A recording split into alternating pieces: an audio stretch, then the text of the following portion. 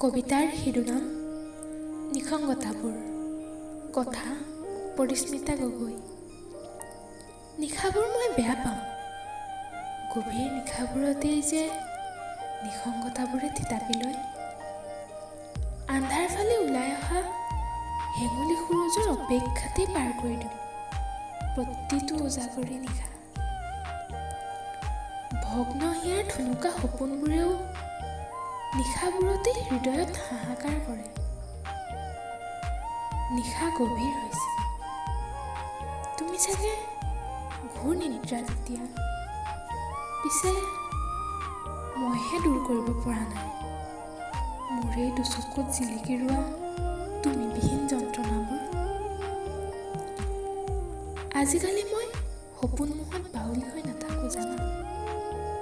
নিশাৰ নিসংগতাবোৰেচোন সপোন দেখিবলৈ সুবিধাই নিদিয়ে।